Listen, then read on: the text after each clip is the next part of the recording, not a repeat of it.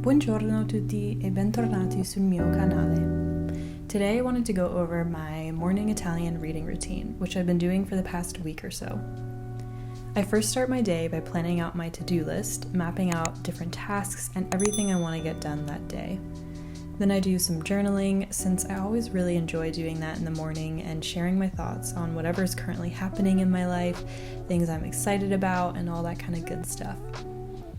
After that, I move on to my Italian studying. So first I open up my vocabulary notebook and my Quizlet flashcards. I'll talk more about this later, but I created a Quizlet flashcard set for all the words that I'm learning from the new book that I'm reading. So when I start my study session, I add in the words that I wrote down from yesterday into my Quizlet set, but there usually aren't too many. Then I review the words that are already in the set. That way each day I keep building on my knowledge of what I've learned while also reviewing words from a few days ago. I try to pronounce the words as I study them, and if you have trouble or are unsure, there's a button that actually says the pronunciation for you on Quizlet so you can practice. I like to run through the flashcards, but also use the write feature because I know that actually writing out the word helps it stick in my mind a lot better.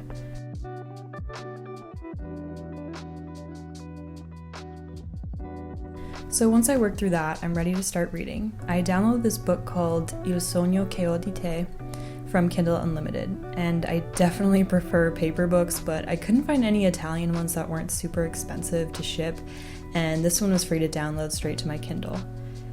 I usually work through just one chapter at a time, and luckily this book has short chapters that are usually only 3 to 4 pages long. On my first try, I just sit down and read through the chapter, trying to understand the main ideas. There are plenty of vocabulary words and structures that I don't understand, but I do my best to work through them. I find that I can often understand the main idea behind what is happening or guess vocabulary words based on the context. Sometimes it's frustrating because I feel like I can't understand anything and I try really hard not to translate word for word in English, but it happens sometimes, so don't worry if that's happening to you too. I'll start to see words or structures that pop out at me and make a note to look them up or study them later.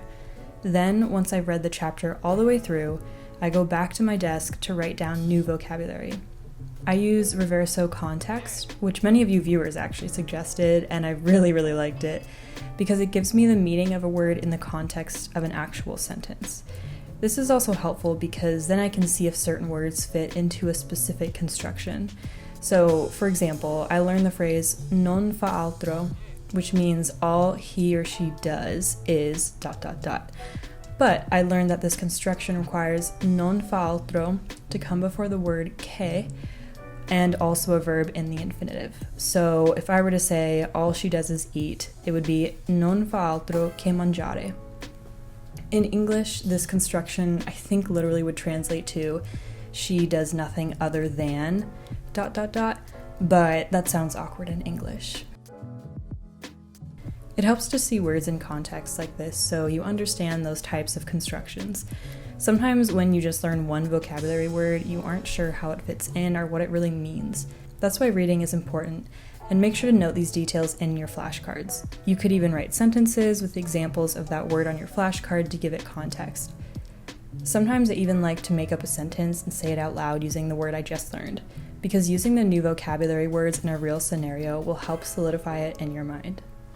As I work through these unknown words, I get a better grasp of the chapter, and sometimes there are still parts I don't quite understand, and I reach out to my language partners who can help me. It would be super helpful to read through a chapter with a native speaker and have them explain difficult grammar constructions, so if you have that option, definitely take advantage of that.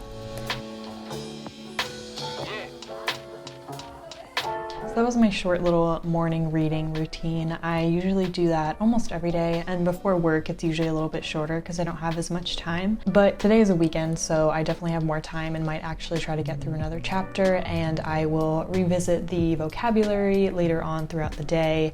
I also have Quizlet on my phone, so sometimes I just like to go through the flashcards on there. I definitely recommend adding some sort of book to your learning schedule because I have really enjoyed just having this whole week as just kind of a reading week.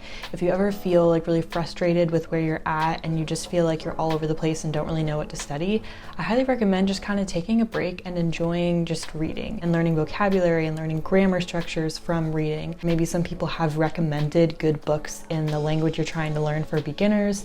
That's what I did, and that's how I found this book. And it's perfect because it's very long, so I have plenty of material to work through. So let me know if you like these shorter format videos. I am gonna try to do a bit more of them just so I can get more videos out for you all. Please remember to like this video, subscribe if you haven't already, and I will see you in my future videos. Bye!